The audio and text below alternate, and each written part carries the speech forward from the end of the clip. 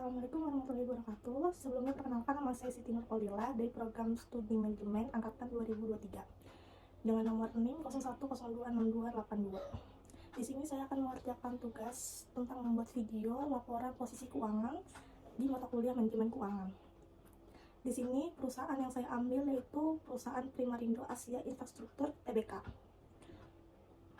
Perusahaan itu bergerak di bidang produksi dan distribusi alas kaki, khususnya sepatu olahraga. Perusahaan ini juga memproses dan membuat bahan baku sepatu olahraga. Perusahaan ini memulai produksi komersial pada tahun 1989. Selain memproduksi dan memasarkan sepatu Tomkins, perusahaan ini juga menerima pesanan produksi sepatu merek perusahaan lain untuk ekspor seperti Londel, Dunlop, dan Fairtrade. Perusahaan ini bermarkas di Jakarta, Indonesia. Baik, di sini saya akan menampilkan laporan posisi keuangan raca dari tahun 2023. Laporan ini memberikan gambaran tentang kondisi aset, liabilitas, dan ekuitas perusahaan pada suatu titik waktu tertentu. Kegunaan utamanya adalah untuk memahami bagaimana perusahaan mendanai operasi mereka, apakah lebih banyak melalui liabilitas atau ekuitas. Ini juga bermanfaat untuk menilai likuiditas dan solvabilitas perusahaan. Laporan ini bisa digunakan untuk menentukan kesehatan perusahaan, mengukur resiko, dan mengevaluasi kemampuan perusahaan untuk meningkatkan modal. Dan di sini ada rumus neraca, yaitu aset sama dengan liabilitas plus ekuitas. Di sini ada dua aset, yaitu aset lancar dan aset tidak lancar. Di sini kita akan bahas terlebih dahulu aset lancar. Baik, di sini ada aset lancar dengan nama akunnya. Aset lancar kas dan setara kas itu sejumlah 1.341 sekian, dan piutang usaha pihak ketiga senilai 3.965 sekian, dan piutang lainnya pihak ketiga 4.549 sekian. Persediaan lancarnya 49.631 juta sekian. Biaya dibayar di muka lancar 338 juta sekian. Uang muka lancarnya senilai 111 juta sekian. Pajak dibayar di muka lancar senilai 391 juta sekian. Dan jumlah aset lancarnya adalah 60.328 juta sekian. Oke, untuk mendapatkan jumlah aset lancar, itu aset lancar ditambah piutang usaha, ditambah piutang lainnya, ditambah persediaan lancar, ditambah uang muka lancar, itu ditotal semua, nanti akan mendapatkan jumlah aset yang sudah saya sebutkan tadi. Berikutnya kita akan masuk ke penjelasan aset tidak lancar. Aset tidak lancar di sini dengan nama akunnya aset pajak tangguhan senilai 18.576 juta sekian. Aset tetapnya 229.801 sekian. Aset tak berwujud selain goodwill 1.444 juta sekian. Dan aset tidak lancar non keuangan lainnya senilai 1.688 juta sekian. Dan jumlah aset tidak lancarnya adalah 251.510 sekian.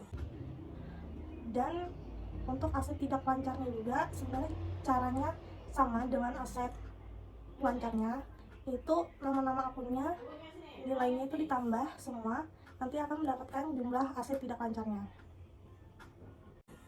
Dan jumlah aset dari keseluruhan itu aset lancar ditambah dengan aset tidak lancar, dan mendapatkan total 311.838 juta sekian. Baik, selanjutnya kita akan masuk ke penjelasan ekuitas dan liabilitas perusahaan. Di sini ekuitas dan nama akunnya ekuitas yang didistribusikan kepada pemilik entitas induk. Saham biasa senilai 130.235 sekian, dan komponen ekuitas lainnya senilai 203 213.602 sekian. Saldo laba akumulasi kerugian. Dengan nama akunnya saldo laba yang belum ditentukan penggunaannya 255.718 juta sekian. Dan jumlah ekuitas yang didistribusikan kepada pemilik entitas induk senilai 88.118 juta sekian. Dan jumlah dari saham biasa dan saham komponen ekuitas lainnya itu ditambah, lalu dikurangkan dengan saldo laba yang belum ditentukan penggunaannya. Maka jumlah ekuitasnya adalah 88.118 juta sekian. Dan untuk menambahkan jumlah liabilitas dan ekuitas, itu jumlah ekuitas ditambah dengan jumlah liabilitas, nanti hasil akhirnya adalah 311.838 juta sekian.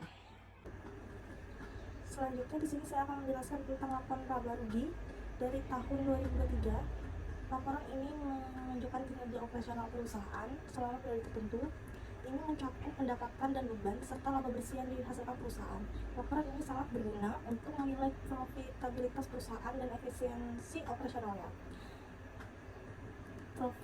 Profitabilitas dapat dilihat dari beberapa indikator seperti laba kotor, laba operasi, dan laba bersih. Jika laba bersih positif dan mengalami pertumbuhan dari periode sebelumnya, maka perusahaan dianggap memiliki kinerja yang baik. Kita bisa langsung lihat aja di penjualan pada tahun 2003 PT Primarindo itu senilai 15.596 sekian, dikurangi beban pokok penjualan dan pendapatan senilai 10.352 sekian. Kemudian itu menghasilkan laba bruto atau laba kotor. Di sini laba brutonya dengan nominal 5.243 sekian juta sekian. Dan bisa dilihat sendiri laba bruto itu ada beban-bebannya. Laba bruto dikurangi dengan beban-beban menghasilkan jumlah laba rugi sebelum pajak penghasilan dikurangi pendapatan beban pajak menghasilkan jumlah laba rugi sebesar 1.680 juta sekian. Baik, di sini saya akan masuk ke kesimpulan. Kesimpulannya, PT Primarindo Asia Infrastruktur Tbk atau BIMA mengalami penurunan kinerja keuangan dalam laporan terbarunya. Pada laporan laba rugi, perusahaan melaporkan kerugian bersih sebesar 3,77 miliar pada periode terbaru. Setelah sebelumnya juga mengalami kerugian senilai 7,49 miliar dan 2,69 miliar. Dalam beberapa kuartal terakhir, beban operasional serta kerugian dari pendapatan operasi terus membebani perusahaan. Kerugian bersih sebelum pajak mencapai 4,62 miliar dan pendapatan operasi negatif mengindikasikan bahwa perusahaan masih menghadapi tantangan berat untuk mencapai profitabilitas.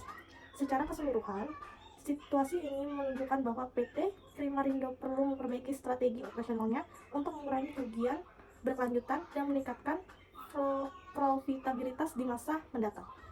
Sekian penjelasan dari saya akhiri. Wassalamualaikum warahmatullahi wabarakatuh.